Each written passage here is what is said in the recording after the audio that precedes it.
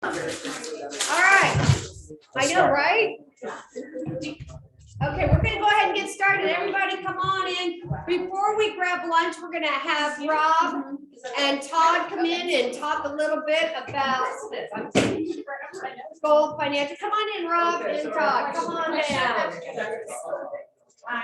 Come on in. You are our first. I'm our first one of the new year. Sponsors of the new year. We're excited to have you. So I'm gonna let you go ahead and have a few words with the group. Awesome. All right. All right. How's everybody doing this morning? Great. This afternoon. Good. Everybody have a good New Year? Yeah. Awesome. Happy to be back. Awesome.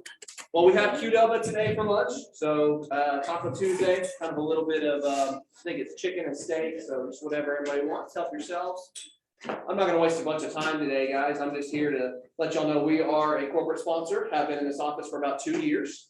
So we do mortgage loans, Bout Financial Services. I know the names can be a little bit confusing, like what these guys do, but we are mortgage lenders. And we're not your typical run-of-the-mill 9-to-5 people. We're here to help you guys whenever you need it, and whenever your customers need it. That's what we're really strive and try to differentiate ourselves from everybody else. I can open it up for any Q&A today. If anybody has any specific lending questions, or something you've run into.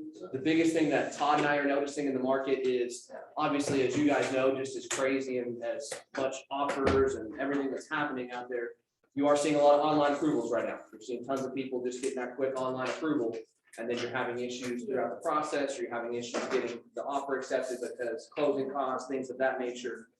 We're basically structuring pre-qual letters to make them work for everybody. So if you need a specific letter, as long as the customer's okay with it stating, we verified taxes, we verified funds to close. The customer does have the 10,000 over appraisal. Anything you need in that letter to get that offer accepted, we're willing to do it as long as the customer is willing to let us do that for you guys. So that's something we're really noticing that's helping out quite a bit. Any very specific questions or anything you guys have run into lately that you might need help with or have a question on? I do. Yeah. How long have you been doing this? I've been doing it close to 15 years. Awesome. So Yes. you know patterns. I do, yes. So I have a question about Yes, sir. patterns. Yes. The Fed announced over the break, we're looking at 3 raises, right? Yes. For the interest rate. But the interest rate raises doesn't directly affect HELOC, right? It does not. It does not. So what's the pattern look like from an interest rate raise to its effect on interest rates for houses? Absolutely. So basically, when the government or the Fed say, hey, we're going to do a 25 basis point or a 50 basis point increase, that is for the entire market. Okay? That's anything from mortgage loans to credit cards, not necessarily a HELOC itself, because HELOCs are finicky, right, guys? So a home equity line of credit is almost like a private money loan. Okay, that is a bank or an institution stating, we're going to give you some private money based on the equity in your house. So they're in charge of that rate. They're in charge of the fees. Is there still a rate that they cannot go over? Absolutely. Usually it's 2 points over the prime rate. Okay. If not, they're taking advantage. But what I typically see is if the Feds have raised the market 50 basis points, everybody in this room and every consumer is going to see about a 1/4 point hit to the rate, about half of that. That 50 basis points is spread out through the entire market. Mortgage loans, credit cards, you're going to see it go up about 0.25%. If it went up 100 basis points, you see it go up about 0.5%. Yes, sir. That's about the increase that you're going to see in the market. That's great. Yeah, no problem. Any other questions, guys? Any hard underwriting, anything that you've run into? I know one of the things that we see quite often is we call them hero or rescue loans. I know Cornerstone does this as well. But we see that online lender that has said, give me this, give me this, give me this. And then you get down to the wire and you're still 4 or 5 days before closing and it can't close. A lot of times you just need a live human being, somebody local, to look at that and say, that's not stamped and signed, but that'll work. Or, hey, that doesn't need to be stamped and signed. This needs to happen. Let's get it and get them closed. That's what we're here for. We're just here to get deals closed and make sure that everybody's happy and that they have to use their favorite house. So pretty much our motto, guys. Nothing crazy, nothing special, just service minded and service oriented. So awesome. Any other questions? Anything else? You have cards? I do. Yes, we have some over there. I have a ton in my pocket. I'll put them back here by the food. I think, Todd, you have anything you want to add, brother? Todd's my business marketing associate. So Todd is newer to the business. He's been in for about 2 years.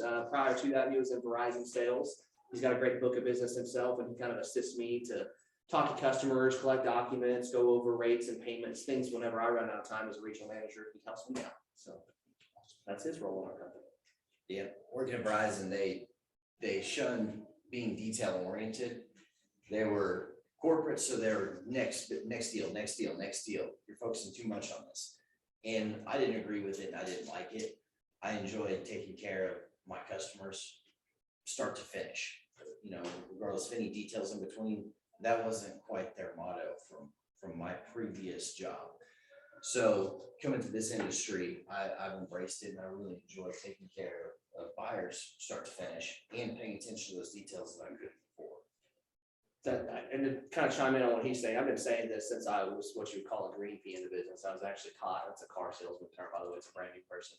My business coach about 10 years ago told me, he's like, you never treat anybody in this business, doesn't matter if they're a customer, a real estate partner, your associate, they are not a ticket number to your next paycheck. So that means, yeah, you get a bad underwrite, and yeah, maybe I'm frustrated, ticked off my underwriter. That doesn't mean I pick up the phone and yell and scream at him and say, do a better job. No, I think outside the box and find a way to make it happen, politely ask for that to happen, or vice versa. We run into, especially in this market today, people are so flustered and so frustrated and so mad. And sometimes we're just like, God, just give me this thing done. Let's just get it done. But we have to remember at the end of the day, these are people's lives. This is everybody, and we're all in a similar mindset of, yes, let's get you in this house, let's make it happen. And maybe we're frustrated, maybe we're not, but at the end of the day, we have to realize that, yeah, we need to get paid, but it's not just a ticket number to that paycheck. It's the whole customer service deal to keep everybody happy, in my opinion. So.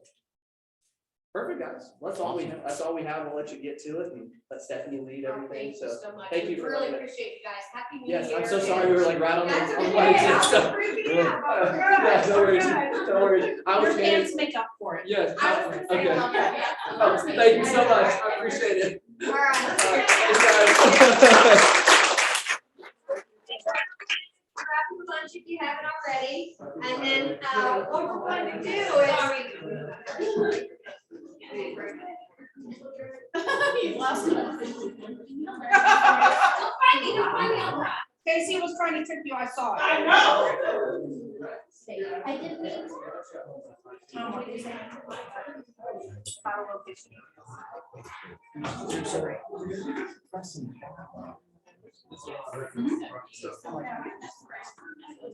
And did you mean this Friday or next Friday?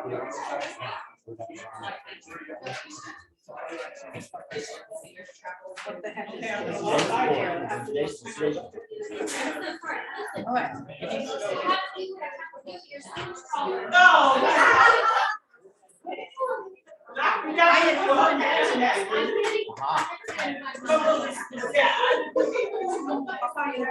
You want to meet again? I'll owe you. Did you guys go over there?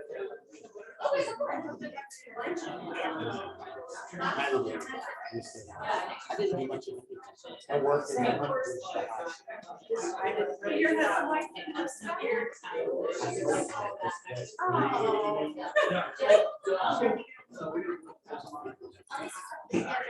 I didn't hear what you said.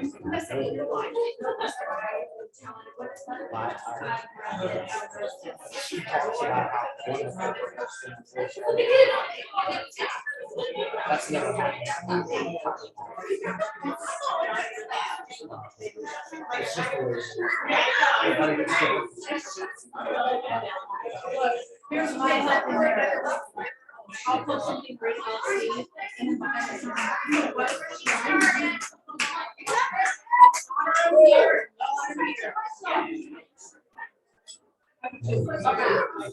All right. I love all this energy. It's a new year. It's very exciting, but I am so excited today to introduce to you our really. Thank you. To introduce to you one of our local mega agents who said yes when we asked if she would come and share wisdom about her business, her successes, her failures, her superpowers, and all her stuff. And so if you do not know Becky, please make sure you get to know her. She's an incredible agent. I first saw her interviewed on Lady Leaders, and it was so magnificent. It was just so wonderful. And I'm so excited to let you know that our very own one of our new ALC members, Summer Fowler, is going to be interviewing her today. So let's give a big hand to both of these. And I know how the best side. I'm on a teenager, they remind me of that. all right. Yeah. So the first question I was gonna ask you is just tell us about yourself. Tell us the history of Becky and real estate and all the things. Okay, so I am married to, my husband is Roberto Seda. He has Seda Law group, so he's a title attorney, which is super fun. I think does estate planning and things like that. We have 3 boys who live in South Oklahoma City. I have a senior, a freshman, and a 4th grader. So senior year is an adventure. All the adventure. And let's see, real estate. I've been in real estate for 6 years. So my degree is in restaurant administration. So that's what I went to college for. I graduated from OSU in 2003 and realized quickly that that is not conducive to any semblance of a family life. So I exited restaurant management. I worked at Zeo's in Bricktown, so that was really fun. But that was a lifetime ago, I think, at this point, early 2000s. And so I stayed home for a few years, and then I actually was the state leader for a direct sales company. And so I was a national trainer for them. I was flying around, and when we bought a house, and my real estate agent at the time was like, "You shouldn't be in real estate." And I was like, "No, that's not I have to do that." And then I was training some people in my industry, and she mentioned, this was like 24 hours later, she was like, "You should think about real estate." And I was like, "No." And then I came home and I was like, 2 people in the last 24 hours that told me that, and my husband goes, "You should do real estate." And so I thought, okay, I'm gonna give it a shot. So I cold turkey, I made all the phone calls to our corporate offices, resigned, did all of that, started real estate school, and I am so glad that I did. Wow, that's a leap of faith. Yeah. I love that. That's amazing. So Missy was telling me a little bit how many you closed last year as a solo agent. Yes. What's the number? 104. As a solo Woo! agent. Wow. Let's just clear that, like by yourself. Okay, I have a support staff. So has everybody read the Red Book? Red Book, yes. So you hire admins before you hire buyer's agents, yeah. So I have an amazing support staff. I have a TC, I have in-house TC, I have an administrative assistant, and I have an internal compliance kind of director of operations type situation. So, and I will be adding a buyer's agent this year, because that was a lot. We did $20.5 million in real estate. Oh my So goodness. it was a lot for just me. That's fantastic. But my staff, I couldn't do, I basically take a file, get it under contract and hand it to the machine and they. That's what, we did a transaction not that long ago and it was so smooth and so amazing. And I was just like, and I didn't realize how many staff you had because it was so smooth. It just felt like it was all communication with you, which I think is so important. And that was fantastic. Thank you. So 104. So tell me, what are your top 3 secrets? What do you think? What's the advice you would give to a solo agent wanting to get that? So some of that is time. Yeah. You know what I mean? Some of it is time. I think that a lot of it, we are very referral driven. I don't buy leads from anywhere. So we're referral and sphere driven for sure.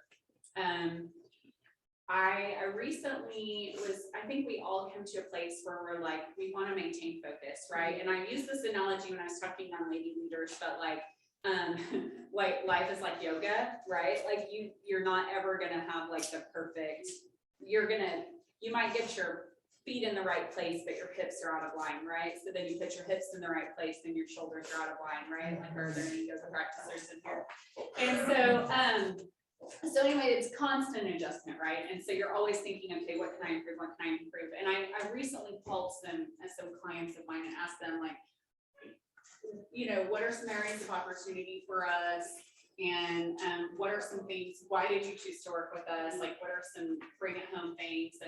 And one of the things that this one person in particular said to me, she said, I always felt like I was your only title. And I know that I wasn't. I knew that I wasn't. I know that you do a high volume, but I felt like I was your top priority, and just felt. And so to me, I feel like hearing people and really listening to them, making sure that you treat them like look at every situation like that is their that is their home. And in our position, we can just get to like, okay, deadline, file this, whatever, and just make sure that everything is going the way that it wants, but, and though we want it to for it to be smooth, but sometimes you have to take a step back and say like, what do you want? Yeah. You know, and there have been some times where like, that's to my detriment, right? Like for me to say what, you know.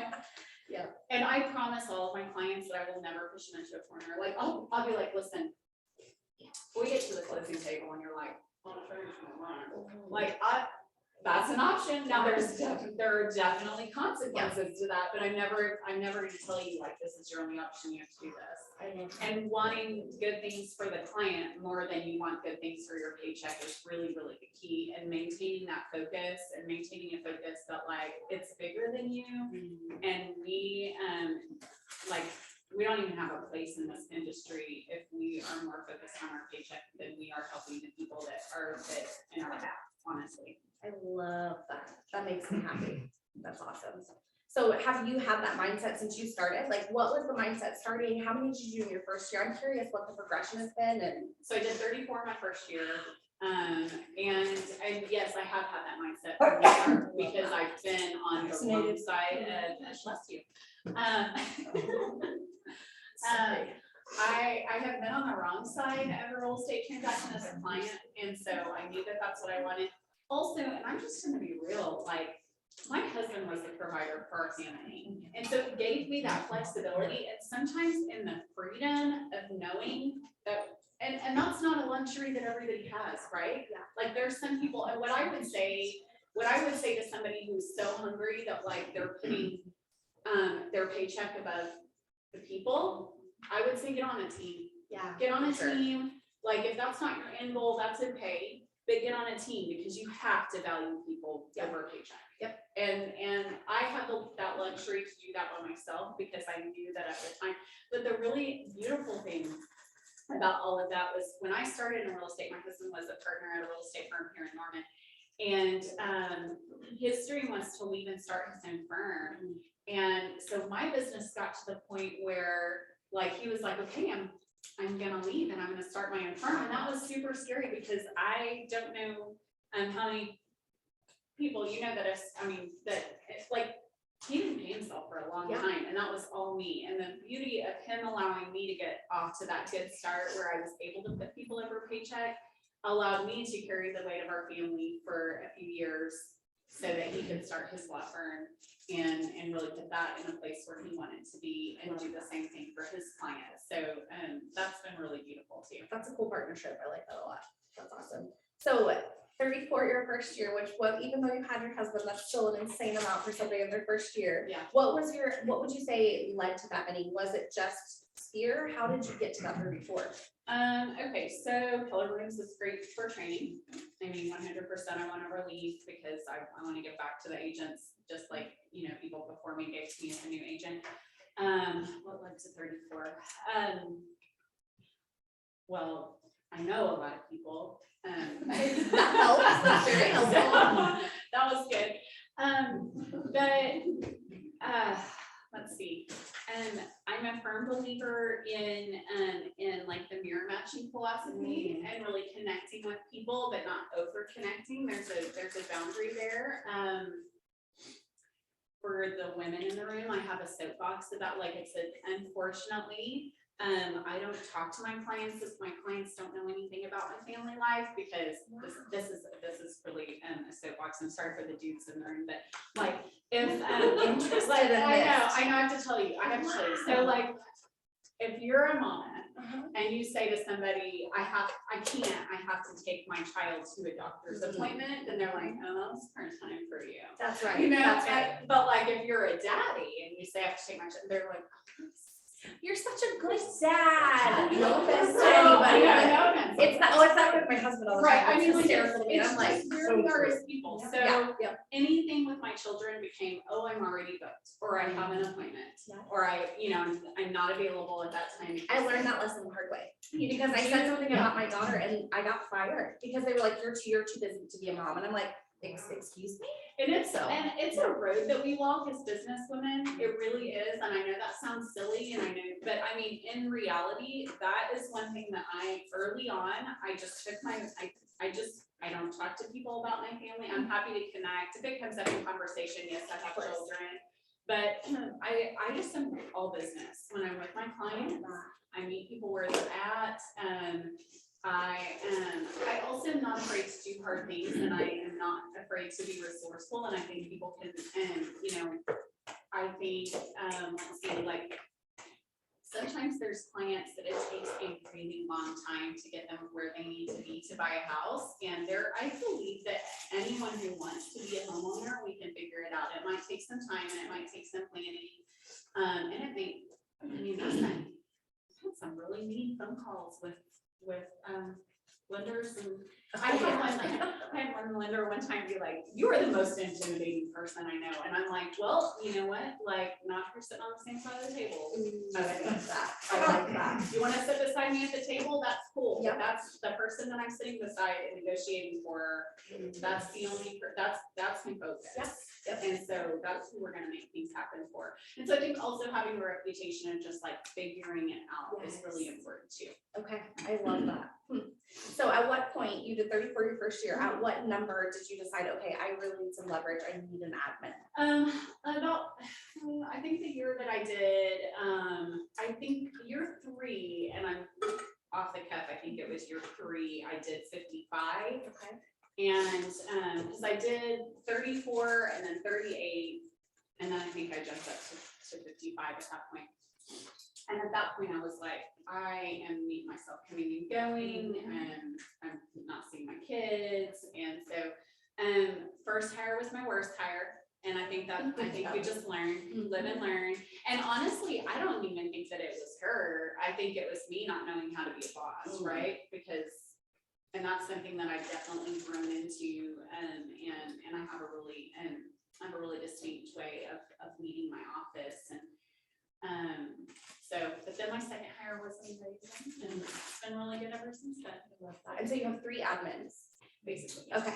Do you do any kind of showing assistant, or your admin showing assistant? So I have had a showing assistant in the past. I actually had a really amazing director of operations that many of you know and love, and I'll let him tell his news. But he got another amazing opportunity and started today with a title company, and I know. So I have the person who is filling his role kind of did some showing assistant stuff for me in the past, but she's moved into his role now. I've done some freelance showing assistant stuff. I've paid per door for things. Yeah, it's time now. Oh my gosh, it's time. So most of your 104, you showed them and listed and all that on your own. So tell me how. Like, what's the secret? I'm We're all curious. eating our popcorn. Okay. Okay, so I'll tell you, my best client, my easiest clients are the ones that I absolutely put my foot down and make sure that they come in for a buyer consult. Okay. And every time that I skip a buyer consult, and it's usually for a good reason, they bought 1 million houses, or they're really smart, or whatever, I know them really well, or they've been a past client. Anytime that I skip a buyer consult, it bites me in the butt. I mean, every single time. Those are the clients that will want you to show them 73 houses in one day. Because the buyer consult is when I sit down and I'm like, okay, listen, we're not looking at more, unless it's somebody who's flying in from out of town and they literally have 2 days to find a house. I'm a 3 house max. You narrow it down, we'll go look at 3 houses. If you want to see more than 3 houses, you're not being specific enough in what you're looking for. Now, when I tell somebody 3 houses, sometimes I get 5, but I will take 5 over 17. Absolutely. You know what I mean? Especially if they're all right next to each other. But like I do when I talk to somebody, I'm like, listen, I can do it for this much time. Which top 3? Wow. And if you have more than 3, then you really are not being tight enough on what you're looking for. So you give me hope, because I know that's what we Well, have I'm to say, real but mean it's hard. sometimes. Okay, I can see that. Like, you're Yeah, so not like, at all. That's to be very honest with you, I was talking to Missy recently, and she's like, "It's so sweet, like something." Left her job. I'm like, because I'm like, we gotta go. Like, Yeah. let's go see these houses. You want to make an offer? Okay, let's make an offer. Here's the numbers, whatever, And But I love that though, because it saves you so much time. Like, how much back and forth time, I think about that I have, because I am nice. I'm like, oh, okay, well, look at 20? I mean, not 20, but still, that's so important to set those No, boundaries. but for real 20 if you don't. Oh my Like, I gosh. mean, yeah. I love that. Okay, so you're gonna teach me your ways. Yeah, so it's all in the, Here. it is all in the buyer consult, and I Okay. just set that up for them, and I'm like, this is really, I love that so much. So tell me, like, what is a way you say that to them? Is it that blunt and that direct where you just say, so I just say, we have some really good systems in place that allow you to really cut out the excess. And so anytime you're looking at houses, I want you to be thinking in terms of top 3, like, these are the 3 houses that I must see. If I don't get to see them before they go off the market, I'll be really disappointed. okay, Right? And then the other thing that I say also is, like, when we're looking at houses, one of the ways that I'm gonna be able to tell that you're ready to make an offer on the house is I'm gonna be like, you've already told me what you're looking for. So if you're like, Becky, I have to have white cabinets and a gas stove, then we'll go into a house and I'm like, oh, I really like this one. I'm like, stained cabinets. And if you argue with me on what you've told me that you want, then I know that you're overcoming your own objectives, right? So I'm like, oh, but Summer, remember you told me you want white cabinets and these are not white. And you're like, oh, that's okay, because like I like this house. And then the other thing that we'll talk about is, if I were to tell you right now that somebody else just made an offer on this house, would you feel like they're buying your house? Yeah.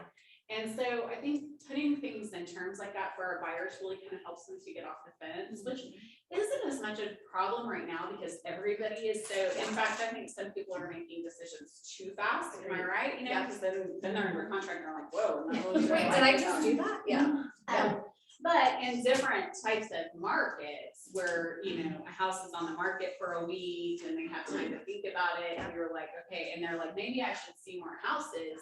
Well, then it helps to rein them in and be like, right, but like, is this your house? Would you feel like someone's buying your house if I told you it was under contract? Yep. right now? Yep, I love that question. I love the perspective of them overcoming their own objections. That's awesome. Because it also alleviates us feeling like used car salesmen too. Mhm. Do you want to buy this house? This looks great. And, It's such an you know, awkward conversation of like, oh, so you want this one? We're putting in an offer now? Yeah, Yeah, I would prefer for them to argue with me. absolutely. Because if you're like, but remember these cabinets aren't white, then they're like, oh yeah, you're right. And it's not their house. That's right. You know what I mean? That's really interesting. I love that. So what's the next step? 104. What's our goal for 2022? I'm not gonna do 125, but really my bigger goal honestly is, like, I love systems and communication and I love everything to just feel clean and easy in the background. I And can it's see like, that with you. Yeah. I love it. Like, it stresses me out if everything is like all over the place. Chaotic. And sometimes all we can do is make sure that things are not stressful for the client and you walk in the office and everybody, Absolutely. you know, like this. I don't know. Are you like this in your office? I am. So anyway, I want to like make that go away. Yeah. And I want it to just be very smooth. I don't know how realistic that is, but I'm going to speak it into truth because love I that. think we can do it. Yeah, that's perfect. So systems, is that one of your, what would you say are your 3 most important things for the foundation of your business? You didn't send me these questions. I'm sorry, I know. Hey, this is Missy's fault. She sprung it on both of us, It is so we're blaming it on her. But I'm posting on your behalf right now. to There you go. So There sweet. she's making up for it. Accolades, I got you. Okay, foundations of my business. It doesn't have to be 3. Just what are the foundation? Awesome communication. Okay. I personally send pilot dates to each of my clients every Tuesday morning, which I hate because it's a lot. And what I do is I do it on Monday nights, before I log off. I have, obviously it's relatively a form email. Yeah. But I change it for each client, you know, based on where they are. It's what we've accomplished, what we're currently working on, and what comes next. Love that. And so it's shifting based on where they're at. I do them all on Monday night, and then I do a scheduled send for 8 a.m. Tuesday morning. I have 30 emails to write last night, and so like, you know, by the time like you're taking, and my husband is like, can't someone else in your office do this? And but it's very important to me that it's me that does that. So, you know, communicating, and I think that I'm sure that there are some people in here who are way more qualified to be speaking than I am right now, which I did want to say that when I sat down, like I was really shocked to be asked because like, whatever, because I need to be listening to what other people have to say, honestly, and I'm always reading and learning things, but I will tell you like where I'm at in my business right now, I want to still be the one that's communicating with my clients. Now, may that change like as my business grows and changes with where I'm at? I'm sure that will change at some point. But for where I am right now in my business, I want to be the one that is communicating with my clients at least once a week. They hear from Cassie all the time. Yeah. And, you know, they've got other people who are constantly working on the file, but I want to do that. So communication is really, really important to me. Seeing people where they are, meeting them where they're at is really important to me. And then honestly, like honoring my family has become important to me over the past year because I'm so career driven. Yeah.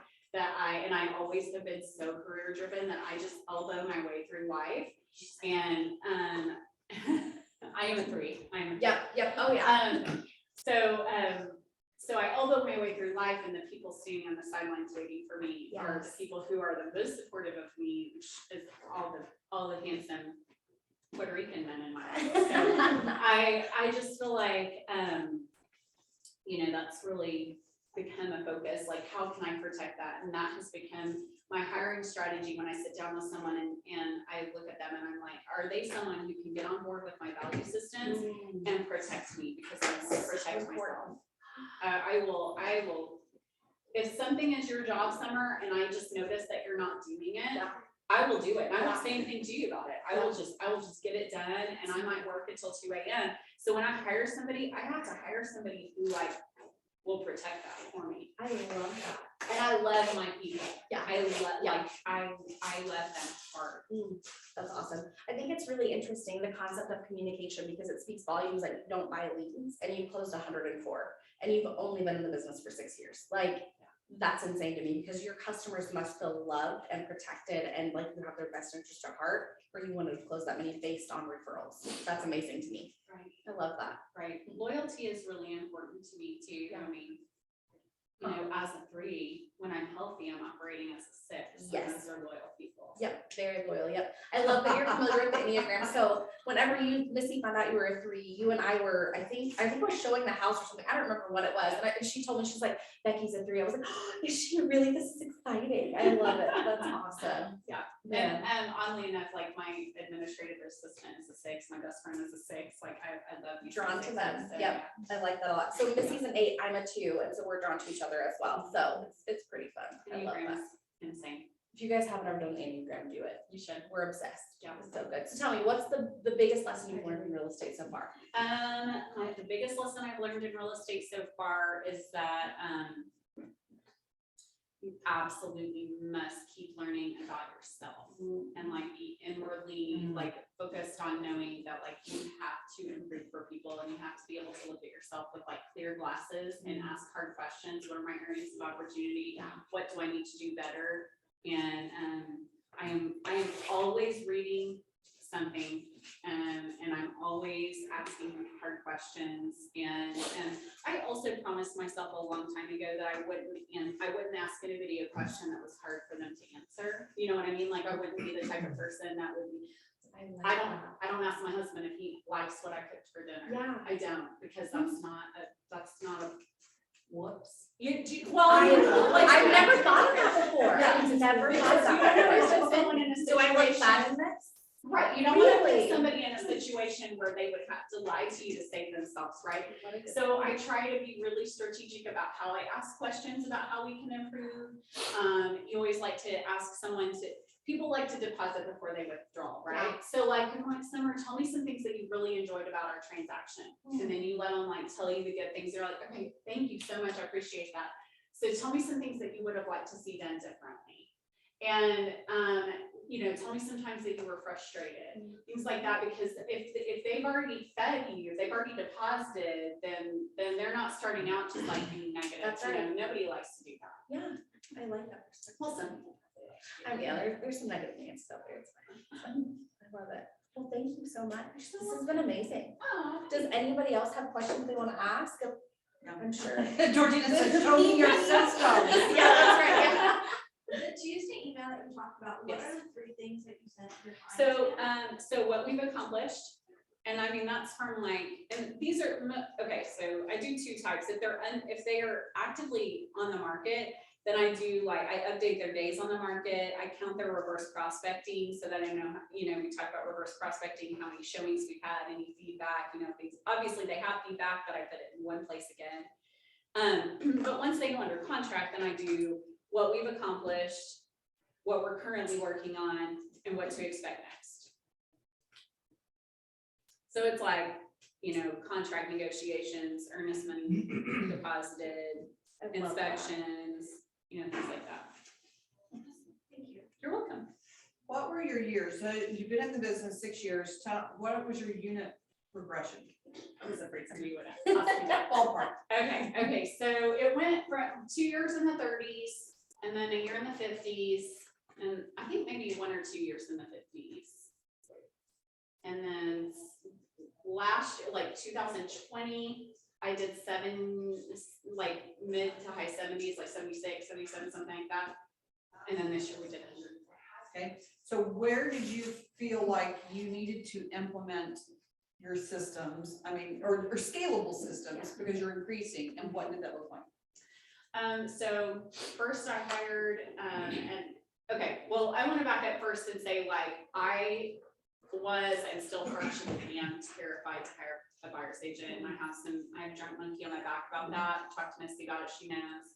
But I just I have some issues with that. So my solution was, okay, first I'm gonna hire an admin, because I hate doing like mileage and bookkeeping and like all of And that. you did that crap. in one? I did that year, I believe 3. I think that was year 3 that I did that. And so I hired her, and then I let her go and hired somebody else to fill that position. And shortly after that, she approached me and was like, this is 2 people's job. And I was like, no way can I hire 2 people, no. And every hire I've ever made, I've gone in kicking and screaming, because I'm like, I can't do that, it's too big. But every time, I mean, like, there's an increase. I've never hired someone and not saw benefit from it financially, ever. So I hired an admin, and she kind of did TC and admin stuff. Then I had a TC person who was just doing, but she worked for lots of agents. Then that person actually told me, you have too much business, you need an in-house TC. And then this person said, this is 2 people's job, you need an in-house TC. So 2 people. So I hired an in-house TC and an administrative assistant. Then, I don't know if you guys did this, but when you were new and like people were like, hey, build your database, enter things into the computer. Yes. And you're like, no. I know people, I remember that, I need to do that. I mean, I'm like, that's what I did. And then all of a sudden you wake up and you did like, 55 transactions and you need a database. And so then I have like piecemeal patched this database situation together, and it was not good. So I hired Corey, y'all know Corey, I adore Corey. So I hired Corey freelance to like work my database for me. And then, so I had my admin, I had my TC, and I said, Corey, you gotta help me, I need help. And he was like, okay. So then I got really mad and was about to throw my computer out the window. And I said, how much would it take for you to come work in my office? And he told me, and I was like, yes. And so Wow. I hired him as director of ops, because I needed somebody to do all the crap that I should have done when I actually had time to do that stuff as a new agent, and I didn't do it. So I had to hire a person to do it. He's amazing. He is amazing, and he was stolen from me by a title company, and I'm excited for but he actually put my systems in place because I didn't have time, because I was going crazy. So I don't know if that answers your question or not, but every hire I made, it was because I absolutely had to, which is probably not the best business practice. Right. But It's worked out for you. it worked out. So you're good. It worked out. Good. So closing 104 transactions a year, obviously you're not spending time on the systems, so you just separate that out to your. We have very clear defined roles, and so our office is a really amazing work environment. I'm just gonna start out and say that, because I told them like 0 drama, and like, here's the rules. Yeah. And so like, for instance, if somebody is in my, like, everybody has permission to say, you're in my lane. Like, I Totally, like that this. is, we put everything on, we have a Monday morning meeting every single Monday where we go over every file together, we all turn our phones off, sit down, go over every file that we have. We've had up to, we've had up to 30 contracts at one time, right? So like, it takes a long time, but we sit and we go through it, we have, like, nobody gets their feelings hurt about anything, we communicate really well. And so that's really helpful too, that everybody has really clearly defined roles, and if somebody oversteps, they have permission, the other person has permission to say, you're in my lane, and it's fine. So, I don't know if that answers your The question. person talks the most. Good. I want to know what some of your biggest failure, like learning moments were. Okay, so a huge learning moment is, like, I'm such a fixer, right? Like, I'm like, I can do it. There's nothing I can't do. Legally, there are some things that you shouldn't do. So don't get too creative. That's a huge learning moment. And that's, you know, as an attorney's wife, but I think honestly, like,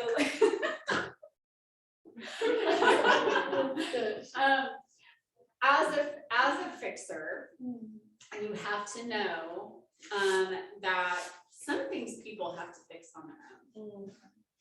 There has to be some skin in the game for the Less client. fun that way. It is less, well, and I it's think hard. when you get like that momentum is going and you're like, I can do this and I can do this and I can do this, and then all of a sudden you're like, and hire people who will protect you too, because I have always been one that I move so fast, and if I can write a check to make a problem go away, sometimes I will, and that is not a good idea. Like, do not do it. And Tammy, who is my administrative assistant, she will all the time, I'll be like, just pay it so we can move on.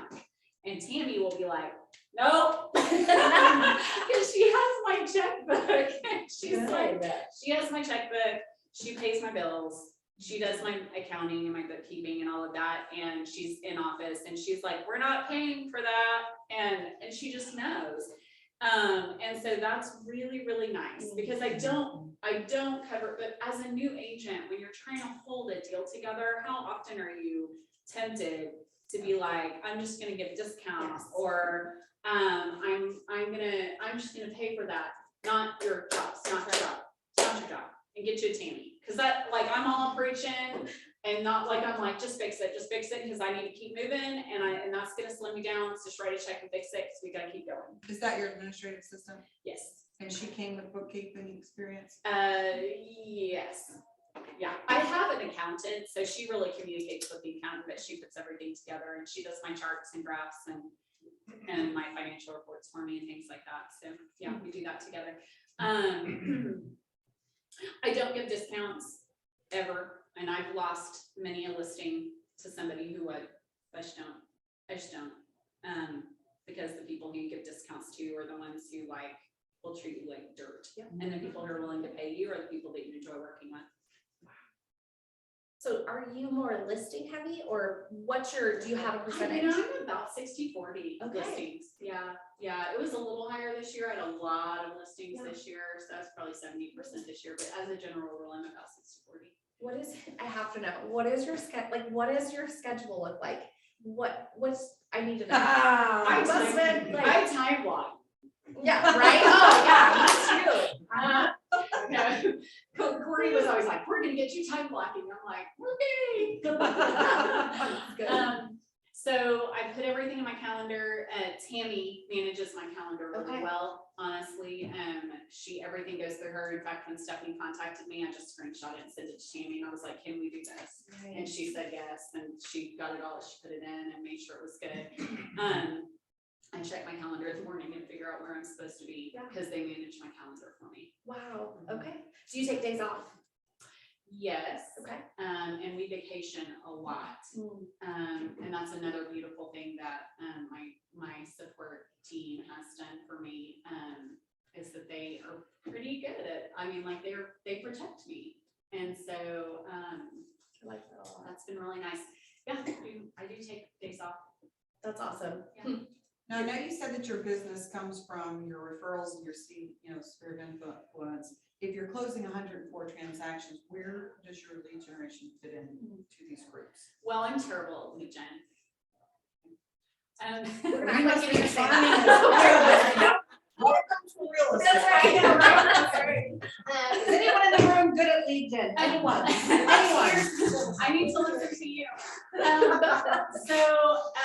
Okay, do you follow Athena Captain and her, okay. So I attended one of her classes one time that was just talking about like being present, and I tried to really, like take that to heart and make an extra step of like making sure that I send the text messages and say happy birthday. Like if I see on Facebook that it's somebody's birthday, then instead of posting on Facebook, I'll send them a text message if I have their contact information, or maybe a phone call if I know. Corey has me doing the DTD2. Yeah. Cause he's, what am I gonna do? It's good, I'm excited for it. So he has me doing that, and that's really great. So he prints out, I have to step away from my computer to do lead gen. So he prints out a spreadsheet for me, and I take it with me and I sit down and I make notes on it and write all over it and do all of that. Like just mostly, honestly, let's be real, like texting. I text a lot of people because my people text, and they don't want to talk to people on the phone. And I don't know what your training philosophy is on that, but like I'm trying to meet people where they're at, and that's where they're at. Right. So I do a lot of that, and then I make notes, and then I hand him my sheet, and he puts that into command, and then he hands me my next sheet. So I get a new sheet every Monday to work on for the week, and I usually knock it out. And Android users in the house. Any Android users? Yes. Yeah. Do you use an Android? Oh yeah. What? So a lot of iPhone users don't know this, but with Android you can schedule text messages. Did you know that? Wow. I need that in my life. Okay, so when okay, well, You're gonna have to show me. yeah, So let me tell you, Mike. So you know how sometimes like you don't have time during the day, but then like when you do have time, it's not an appropriate time to talk on the phone with people because it's like 10 p.m.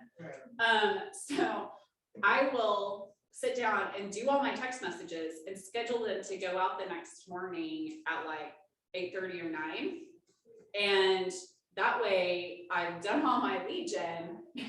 Like in my jammies, and then they just kind of respond. And yeah, it's a lot to respond to when I'm doing other things, but at least I reached out, they've seen my name, and it's done. I love So, that. I was I telling love you that that long schedule ago. There needs to be a CRM that has that, where I can be up at 2 a.m, like not being able to sleep and just shooting stuff out. I love that. Yeah, I love a scheduled text. Yeah. So when you were closing in the 50s and you figured out you needed to hire somebody else and you brought them on and you were able to take a breath and a break and maybe go on vacation, what was your focus when you returned? And what was your main focus to double your business over the next 3 years? Well, because I hire out of necessity, I already had too much business. So it's not like I hired from a point of, okay, here, and I'm gonna calmly go find something else. It was more like, please join my crazy and let me try to download what's in my brain into yours. So it was pretty chaotic, and then you kind of find your step, and then it like gets crazy again, so you hire somebody else. And I'm not certain. That's why I'm kind of shocked that they asked me to come talk, because I'm operating constantly from like literally being drug kicking and screaming into the next step, because I am a creature of habit and comfort. And like the people who work for me, I'm like, we're good. We get along. Do I really want to invite somebody else that may not be a good fit, you know? And then your staff is like, we're drowning here, so we need someone else, you know? And like when I brought Corey on, they were all like, and then it got crazy again, and they were like, who else is gonna come? So I don't know if that answers your question. It really wasn't a situation where like, okay, we're good, I'm gonna go find more people. It just was more, it was like, take this so I can breathe. Yeah. So maybe when you were doing 30, you should have hired somebody? Yes. Okay. And in fact, I think that's what I've read the Red Book, I think 4 or 5 times now, I've lost count. And that is one thing that I think 30 I think 35 is when they say you need to hire somebody. Clearly I didn't. But, you know, whatever. Yes, ma'am.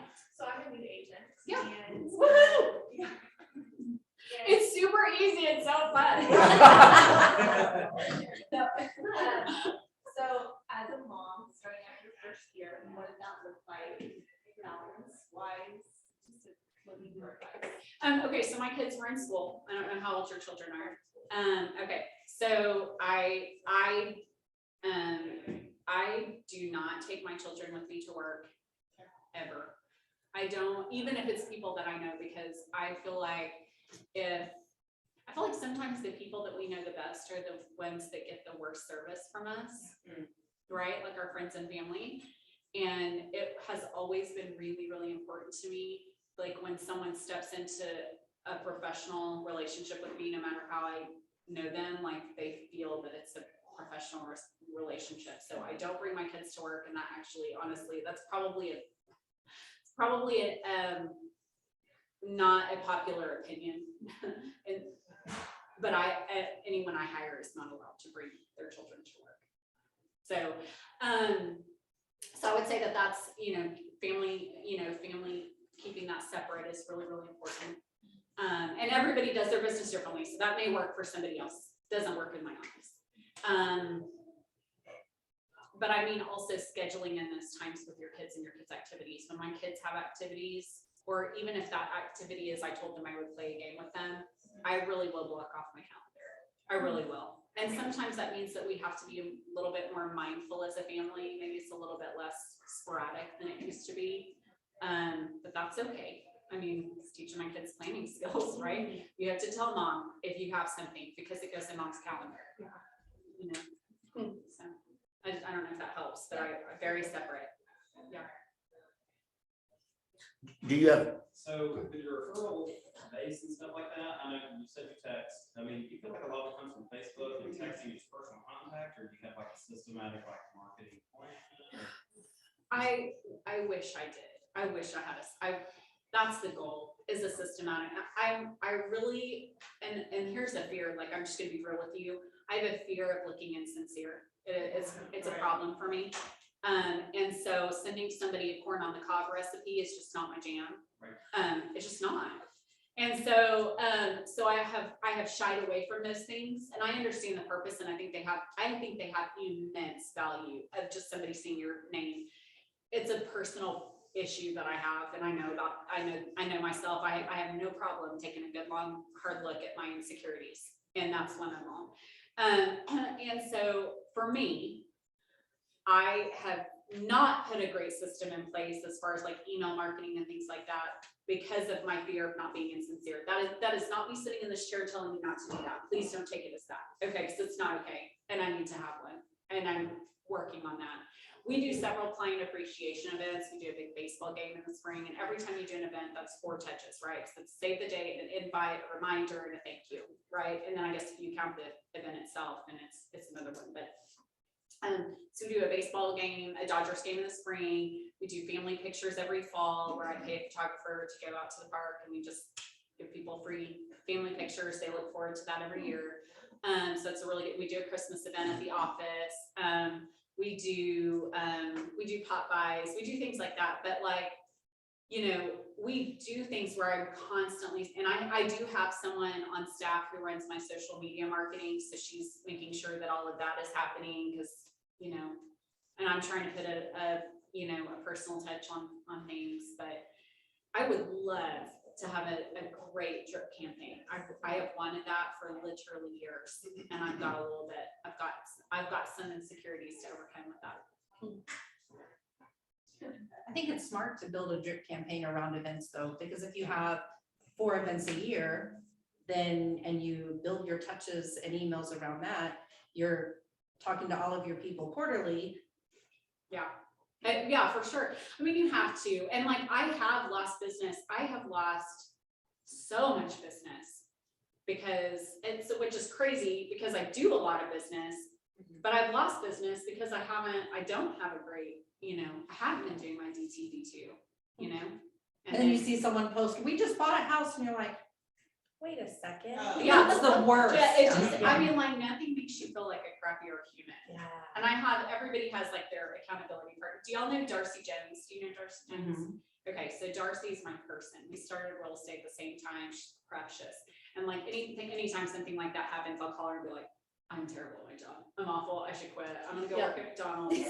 The clients don't like me. And she has to be like, well, maybe one client probably went to an open house. So like, you're okay. But that's what it feels like, right? Like anytime you hear that somebody used somebody else, like it feels like a personal, like I'm terrible at my job. Why did I choose this industry? I'm awful. So I don't know, maybe put that in your pocket for a rainy day too, because it doesn't matter how many transactions you do. Yep. When that happens, you feel like you chose the wrong career. Yep. So I quit real estate at least once a day. I mean, I'm only at once. but like, shouldn't we be the opposite? Like every time we have a closing, we should be like, choose the right industry. That's But right. instead, we let those ones that like, Yes. then we're like, oh, I was wrong. Yep. Yeah, I did yesterday. I had one of those days where I was like, okay, this isn't for me. I'm not cut out for it. I'm done.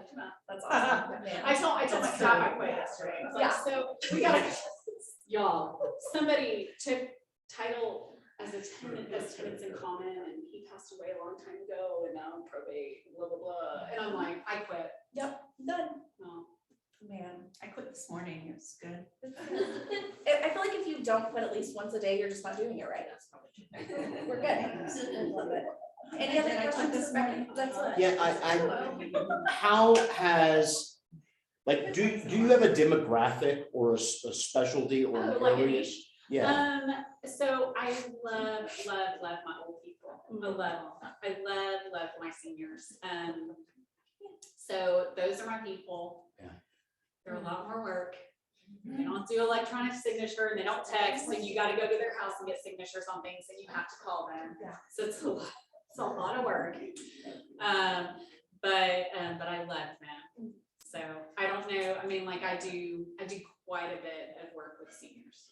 and did it start out that way? Has it been that way consistently? I think a lot of it has to do with, because my husband does estate planning Mm, and things like that. So, he works with a lot of elderly people. And I know I've been talking a lot today, but I actually like, well, just let, I like, You're supposed to. I just, no, it's my turn. But I do like to just sit and listen to people. And sometimes I have found that a lot of times our seniors have really poor real estate experiences because things have changed a lot. Sometimes since they've last exchanged property, bought or sold something, like lots of documents. And truly, like, sometimes they just want to show you their pictures on their cell phones of their grandkids, and that's okay. Like, so we book those appointments for quite a bit longer. Instead of a 1 hour listing appointment, I usually have a 2 hour window blocked out because they're gonna want to show me this thing that their son made in 3rd grade, and and that's okay, because sometimes if you just listen, it's so wonderful to sit at the feet of people who've experienced so many things, right? But also, like, everybody just wants to feel heard. Everybody just wants to be seen. And a lot of times our seniors are very, very lonely. And we're their appointment for like the week. Yeah, right. You know what I mean? Because how often do you talk to somebody, they're like, I can't do that week. I've got a doctor's appointment on That's, Tuesday. oh my gosh, yes. And you're like, What? okay, so next week then. Yeah. But I mean, but that's true, like, like sometimes that's the only person, you're the only person that they're gonna see that day. So I think that that's a huge gift too. Love that. You're probably a wing too, I assume. Yeah. Yeah. I love that. That's awesome. Have you ever taken your, what is the 32 strengths, the strength finder? What are your, Yeah. is context in your top? No. Okay. It's a long time, like it can, like a wow, I think that's Woo. Woo. Woo. Yeah. Brandon's our woo. We like that. Okay. That's awesome. Everybody loves Brandon. Yeah. I mean, It's okay. does anybody else have any other questions? If someone wants to get in touch with you, how can they? So my personal cell phone number is 405-503-4387. Yeah, I mean, on Facebook, I do encourage, like, we all need a good network of people to ask questions to. So like, if you're in a situation and you're like, I'm not sure, but I can find out, I'm happy to be a resource. So please just put me in your phone. I may say the same thing to you, but I've got good resources too, and we can figure it out together. There's not ever been anything that I haven't been able to figure out with maybe a little help. 503 Yeah, 4387. 405-503-4387. And I'm on Facebook. And yes. What's the last good joke you heard? Oh, okay. I knew you had one. Well, it's not really a joke, it's a Corey comment. So y'all, I had the weirdest closing and like literally I can win. I will tell you about it later, but it was literally, there was a toilet involved. Oh, okay. This morning. Oh, we've got time. I want to hear it. I'm so curious right now. Anyway, crazy closing. And Corey Heffer was there because he now works for the title company that was helping, but it was the first closing with them. And he says to me, this is my favorite closing I've ever had with this company. And I thought that was a funny joke because it was the first one. But That's amazing. not really a joke, but it made me laugh really hard. So you have to tell us the story. I know, I'm so curious. You can't throw a toilet at a closing out there and then not tell us what happened. Well, someone couldn't get off the toilet. What? It wasn't me. And we had to have it closed.